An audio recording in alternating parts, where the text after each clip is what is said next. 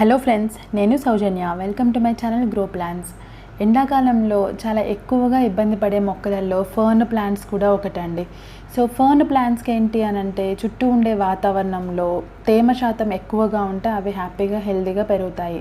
అలా కాకుండా సమ్మర్ టైంలో డ్రై వెదర్లో వాటి లీవ్స్ మాడిపోవడం కానీ, లేకపోతే ఆకులు రాలిపోవడం కానీ, చెట్టు చనిపోవడం కానీ జరుగుతూ ఉంటుంది. ఎస్పెషల్లీ ఫర్న్స్కి సమ్మర్లో చాలా టఫ్ టైం అండి. సో ఇలాంటి సమ్మర్లో మనము ఎలాంటి జాగ్రత్తలు తీసుకొని మన ఫర్న్ ప్లాంట్స్ని కాపాడుకోవచ్చు అనేది ఈ వీడియోలో క్లియర్గా ఎక్స్ప్లెయిన్ చేస్తానండి.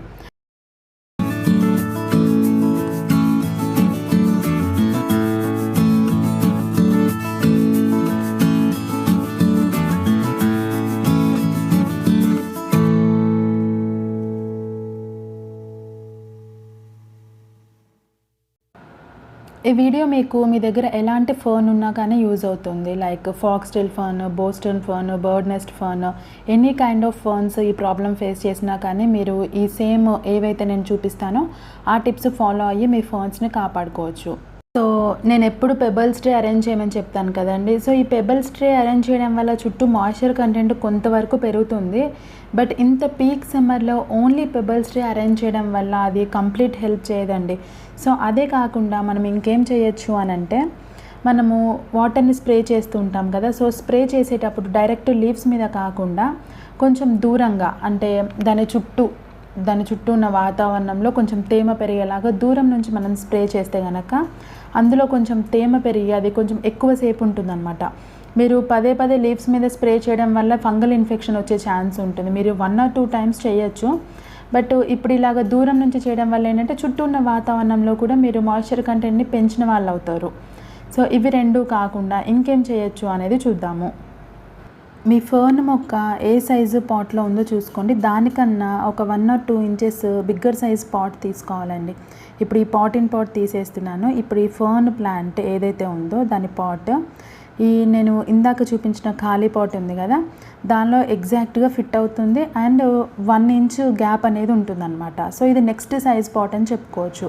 ఆ డమ్మీ పాట్ ఏదైతే తీసుకుంటామో దానికి తప్పకుండా హోల్స్ ఉండాలండి. అండ్ అందులో మనము కోకో పీట్ కానీ, లేకపోతే కోకో కాయిర్ కానీ, మన కొబ్బరి పీచు, లేకపోతే పీట్ మాస్, మీ దగ్గర మల్చింగ్ కోసం ఏదైతే యూజ్ చేస్తామో అవి ఏవైనా కానీ మీరు యూజ్ చేయొచ్చండి. సో అది తీసుకొని ఈ పర్టికులర్ పాట్ ఏదైతే ఉందో ఫర్న్ పాట్ దాంట్లో పెట్టేసి చుట్టూ ఉన్న గ్యాప్స్ని కూడా మనం ఫిల్ చేసేయాలన్నమాట సేమ్ మెటీరియల్తోని. అదే మీరు కొబ్బరి పీచ్ అయినా వాడచ్చు, చెప్పాను కదా ఇందాక, ఏదైనా కానీ. నా దగ్గర కోకో పీట్ ఉంది, నేను సేమ్ కోకో పీటే యూజ్ చేస్తున్నాను. అలాగా మొత్తం చుట్టూ కూడా కంప్లీట్గా ఫిల్ చేసేయాలండి. సో అలా ఫిల్ చేయడం వల్ల ఏమవుతుంది అని అంటే, మన ఫర్న్ ప్లాంట్కి చాలా ఎక్కువ మాయిశ్చర్ దొరుకుతుంది. అండ్ రూట్స్ అనేవి చాలా చల్లగా, అవి వాటికి ఎలాంటి ఎన్విరాన్మెంట్ అయితే ఇష్టపడతాయో అలాంటి ఎన్విరాన్మెంట్ క్రియేట్ అవుతుందన్నమాట. మనం వాటర్ పోసినప్పుడల్లా బయట ఉన్న డమ్మీ పాట్కి కూడా వాటర్ వెళ్తూ ఉంటాయి కదా. సో అలా వెళ్ళడం వల్ల కూలింగ్ అనేది అలానే రిటైన్ అవుతుందన్నమాట. మీ దగ్గర ఒకవేళ టెర్రకోటా పాట్స్ ఉంటే అవి ఫర్న్స్కి యూజ్ చేస్తే ఇంకా బెస్ట్ అండి. నా దగ్గర ఇదిగో ఆల్రెడీ ప్లాస్టిక్ పాట్స్లో ఉన్నాయి కదా. సో బయట పాట్ కూడా నేను ప్లాస్టిక్దే యూజ్ చేశాను. ఒకవేళ మీ దగ్గర టెర్రకోటా పాట్ ఉంటే అది డెఫినెట్గా యూజ్ చేయండి. ఇలా మీరు మొత్తం చేసుకున్న తర్వాత మీకు ఒకవేళ డెకరేటివ్ పాట్లో పెట్టుకోవాలి అని అనుకుంటే డెకరేటివ్ పాట్లో కూడా పెట్టేసుకోవచ్చు. మనం వాటరింగ్ చేసుకున్నప్పుడల్లా 2 కూడా తడుస్తూ ఉంటాయి. అండ్ చాలా హెల్ప్ఫుల్గా ఉంటుందన్నమాట మన ప్లాంట్కి. నెక్స్ట్ వచ్చేసి మల్చింగ్ అండి. నేను ఇక్కడ మల్చింగ్ స్పాగ్నమ్ మాస్తో చేస్తున్నాను. ఇదే కాకుండా మీరు కొబ్బరి పీచ్ కానీ, రైస్ బ్రాండ్స్ కానీ, లేకపోతే మీ దగ్గర మల్చింగ్కి ఎండుటాకులు కానీ ఏది ఉంటే అది వాడుకోవచ్చండి. సో మల్చింగ్ ఎలాగ చేయాలి అనేది నేను ఇప్పుడు మీకు చూపిస్తాను. సో ఇందాక చెప్పాను కదా స్పాగ్నమ్ మాస్ అని, దీన్ని నేను ఆల్రెడీ వాటర్లో నానబెట్టేసి ఉంచాను. చూడండి, దగ్గర నుంచి చూపిస్తాను అది ఎలా ఉంటుంది అనేది. ఇదిగో అందులో కొంతవరకు లైఫ్ అనేది ఉంటుందండి స్పాగ్నమ్ మాస్లో. చూస్తే అది మనం వాటర్లో వేయగానే బ్రౌన్ కలర్లో ఉన్నది కాస్త గ్రీన్ కలర్లో మారుతుంది. అండ్ మనం అది మల్చింగ్కి యూజ్ చేసినప్పుడు ఏంటంటే ఆ బెడ్ ఏదైతే ఉంటుందో పాట్ చుట్టూ అది చాలా అట్రాక్టివ్గా కూడా ఉంటుంది.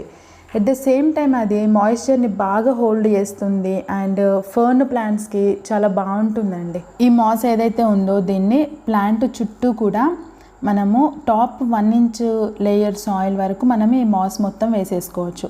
సో అలా వేసుకోవడం వల్ల మనకి మంచి మాయిశ్చర్ రిటెన్షన్ ఉంటుంది. సో మొత్తం ఎలాగో వేసేసుకుందాం ఇప్పుడు. మల్చింగ్ కోసం ఇందాక చెప్పిన ఐటమ్సే కాకుండా మీరు బియ్యం పైన ఉండే పొట్టు, ఇంకా నెక్స్ట్ వచ్చేసి చెక్క పొట్టు, ఇలాంటివి కూడా యూజ్ చేసుకోవచ్చండి. సో ఏదైనా కానీ సేమ్ ఇలాగనే యూజ్ అవుతుంది అండ్ వేర్లకి ఒక చల్లదనం అందిస్తాయి అన్నమాట. సో ఇలా చుట్టూ వేసేసుకున్న తర్వాత ఎలా ఉందో చూద్దాం మనము. చూసారా క్లోజప్లో మల్చింగ్ చేశాక ఎలా ఉందో పాటు. సో ఇలా ఉంటుంది. ఇది కూడా మంచి మాయిశ్చర్ రిటెన్షన్. ఇదే కాకుండా ప్లాంట్స్ని నేను లాస్ట్ టైం చెప్పాను, ఈ ఫర్న్ ప్లాంట్స్ని మనం బాత్రూమ్స్లో కూడా పెట్టచ్చండి. ఎందుకంటే అక్కడ చాలా ఎక్కువ హ్యూమిడిటీ ఉంటుంది, అది కూడా హెల్ప్ అవుతుంది. ఇంకా మనం యూజ్ చేసే పాట్స్ వచ్చేసి నారోగా పొడుగ్గా ఉన్న పాట్స్ కన్నా ఫర్న్ ప్లాంట్స్కి వెడల్పుగా ఉండే పాట్స్ అయితే చాలా హెల్ప్ఫుల్గా ఉంటాయి. యాక్చువల్గా నాకు ఈ లుక్ ఇష్టం ఉండి నేను ఇలాగ పెంచుకున్నాను. ఒకవేళ మీ దగ్గర వైడర్ పాట్స్ ఉంటే కనుక అలాగ యూజ్ చేస్తే కూడా హెల్ప్ అవుతుంది. అండ్ హ్యాంగింగ్ బాస్కెట్స్లో ఉండే ప్లాంట్స్కి వచ్చేసి మీరు ఆల్మోస్ట్ వీక్లీ వన్స్ 1 అవర్ అయినా కానీ మీరు వాటర్లో ముంచి తీస్తూ ఉంటే 1 అవర్లో వాటర్లో సోక్ చేయాలన్నమాట. అలా చేస్తే రూట్స్ అనేవి మాయిశ్చర్ని బాగా పీల్చుకొని ఎక్కువసేపు తేమగా ఉండి హెల్ప్ అవుతుంది ప్లాంట్కి. సో హ్యాంగింగ్ బాస్కెట్స్లో ఉండే ప్లాంట్స్కి మీరు ఆ టిప్ యూజ్ చేయొచ్చు. అంటే అది ఒక వీక్లీ వన్స్ చేస్తే సరిపోతుంది ఇన్ సమ్మర్. ఎందుకంటే పైనుంచి మనం మాత్రము వాటర్ పోస్తూ ఉంటే అది కంప్లీట్గా అది సోకింగ్ కానీ రూట్స్ అనేవి కంప్లీట్ సోకింగ్ అనేది ఒక్కోసారి జరుగుతుంది, ఒక్కోసారి జరగదు. సో అదే మీరు ఇలాగ ముంచి తీసారనుకోండి అది కంప్లీట్ సోకింగ్ అవుతుంది అండ్ బాగుంటుంది ప్లాంట్కి. సో ఈ టిప్స్ ఫాలో అయితే సమ్మర్లో కూడా ఫర్న్ ప్లాంట్స్ అనేవి చాలా హెల్తీగా హ్యాపీగా ఉంటాయండి. మీకు ఈ వీడియో నచ్చింది, హెల్ప్ అవుతుంది అని నేను అనుకుంటున్నాను. ఒకవేళ ఈ వీడియో కనుక మీకు నచ్చినట్లయితే లైక్ చేయండి, షేర్ చేయండి and please subscribe to my channel Grow Plants. Thank you.